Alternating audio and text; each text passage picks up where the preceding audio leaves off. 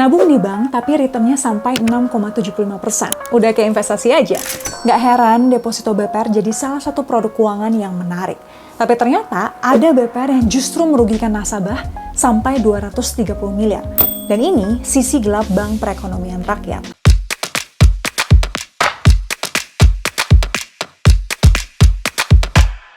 Hai, Korbek di sini. Semoga di sana juga ya. Jujur, aku lumayan sering bikin konten tentang deposito BPR. Karena produknya emang menarik, returnnya cukup tinggi, cocok buat pemula, cocok buat tabungan dana pensiun atau kita-kita yang minim waktu dan ilmu dalam berinvestasi. Sekarang pertanyaannya, kenapa deposito BPR bisa kasih return lebih tinggi dibanding deposito bank lainnya? Simpelnya gini, kan BPR itu menyalurkan sebagian besar kreditnya ke sektor UMKM, yang tentunya punya bisnis yang lebih berisiko daripada perusahaan besar. Makanya, Bank BPR juga bisa kasih bunga pinjaman yang lebih tinggi. So, otomatis, bunga yang mereka dapat sebagai BPR dan bisa ditawarkan ke pemilik simpanan dan deposito BPR juga jadi lebih tinggi. Tapi, namanya investasi pasti ada risiko dan sisi gelapnya, termasuk deposito BPR. Mari kita mulai bahas. Kasus yang pertama, BPR Karya Remaja Indramayu. Meskipun setingkat kabupaten doang ya, tapi angka kredit macetnya ini nggak main-main.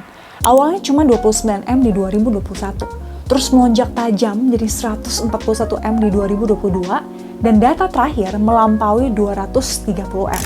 Ini gila sih. OJK langsung menetapkan sebagai Bank Perkreditan Rakyat dalam pengawasan intensif di 28 April 2022, dan melakukan audit internal untuk cari tahu nih, penyebab dan kerugiannya tuh apa. Nah, usut punya usut, ketemu dugaan pencurian dana nasabah oleh 3 oknum.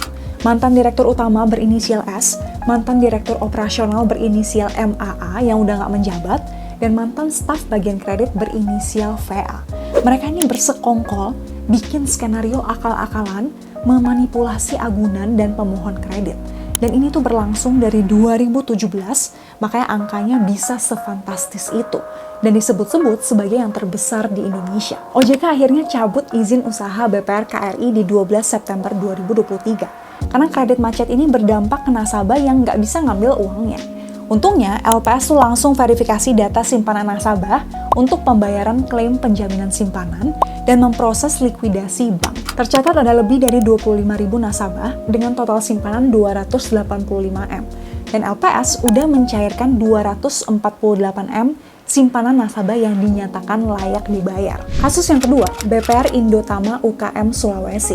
Belum genap 2 bulan, muncul lagi kasus dari BPR Indotama UKM Sulawesi.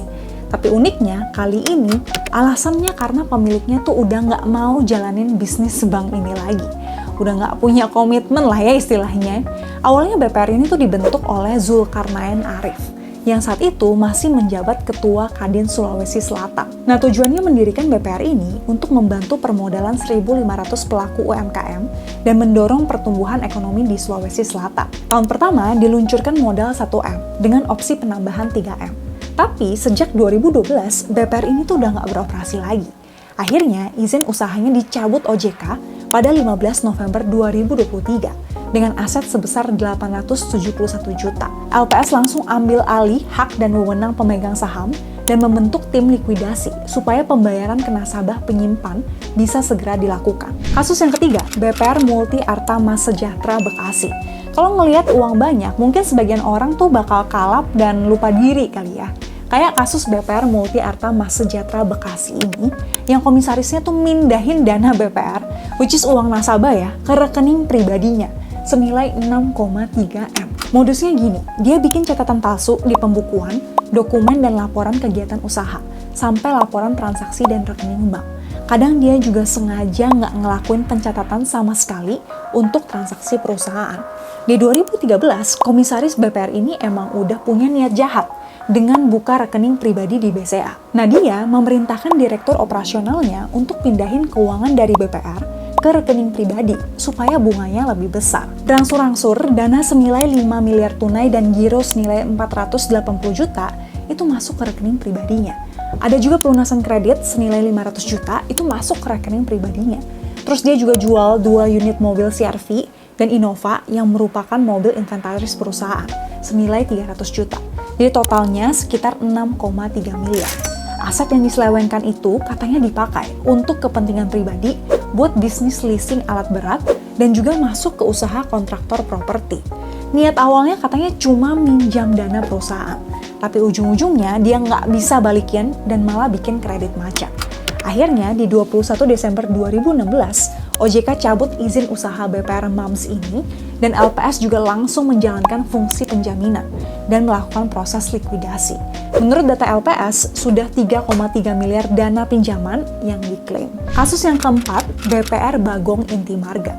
Kayaknya kalau jadi LPS tuh bakal pusing ya, soalnya ada lagi kasus BPR Bagong Intimarga yang punya 2.907 nasabah dan simpanan 13,6 M yang dinyatakan pilot.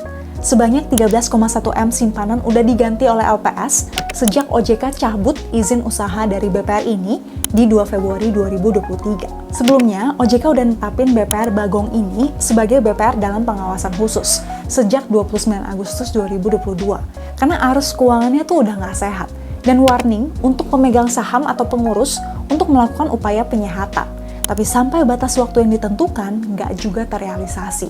OJK juga netapin satu orang sebagai tersangka, John Adi Batam, which is komisaris utama dari BPR Bagong ini, atas kerugian yang dialami nasabah sekitar 690 juta. Padahal ya, BPR ini udah berdiri sejak 1992 dan tumbuh jadi salah satu BPR yang besar di Banyuwangi yang menawarkan produk untuk solusi finansial masyarakat Banyuwangi, khususnya pengusaha mikro, pedagang, petani, dan industri-industri kecil lainnya. Sayang banget ya. Ini cuma sedikit dari banyaknya kasus BPR bermasalah. Total dari tahun 2000 atau sejak LPS berdiri, sampai sekarang ada 121 BPR yang bangkrut di Indonesia. Gak heran kalau jumlah BPR itu semakin turun tiap tahunnya. Dan kalau kita pelajari dari kasus-kasus tadi ya, LPS sebagai penjamin simpanan itu selalu gercep untuk melakukan likuidasi bank dan membayar simpanan yang memenuhi syarat layak bayar 3T. Which is yang pertama, simpanan tercatat dalam pembukuan bank. Kedua, tingkat bunga yang diterima oleh nasabah tuh nggak melebihi level yang ditetapkan LPS. Untuk sekarang, tingkat bunga maksimal yang dijamin LPS tuh 6,75% per tahun buat BPR. Jadi kalau ada BPR yang nawarin bunga di atas itu, berarti simpanannya tuh nggak dijamin sama sekali. Dan syarat yang ketiga, nasabah itu tidak melakukan tindakan yang merugikan bank. Misalnya, dia punya utang yang macet dan jadi gagal bayar. Tapi, LPS juga membatasi nilai simpanan yang dijamin itu maksimal 2M per nasabah per bank. Jadi, kalau amin ya, kita punya uang lebih dari itu, lebih baik tuh batasi maksimal 2M per BPR dan kita diversifikasi ke BPR yang lainnya. Jadi buat kalian yang tertarik atau sebenarnya udah punya deposito BPR, nggak perlu panik, nggak semua BPR itu bermasalah kok. Yang penting sesuaikan sama syarat-syarat tadi.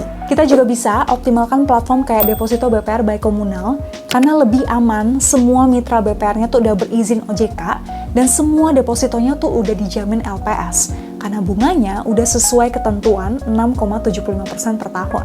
Jadi lebih untung ya, karena nabung berasa investasi. Isinya juga lengkap karena mereka udah bermitra dengan lebih dari 350 BPR di Indonesia, termasuk BPR syariah dengan konsep mudarabah juga. Pilihan tenornya juga banyak dari 1 sampai 12 bulan. Dan lebih praktis juga karena kita bisa buka deposito di beberapa BPR dalam satu platform untuk diversifikasi aset deposito BPR kita. Pokoknya, deposito BPR by Komunal ini udah bantu proses seleksi dan kurasi BPR-BPR di Indonesia yang punya kinerja baik secara internal BPR dan juga kinerja pencapaian BPR tersebut. Kalau kalian mau lebih cuan, bisa pakai kode aku, COMEXPEL, untuk dapat cashback 100.000 khusus new user. Kalau kalian pernah punya cerita nggak enak tentang deposito BPR atau investasi lainnya nggak? Coba cerita di komen ya. Thank you for watching till the end. See you di video lain dan bye-bye.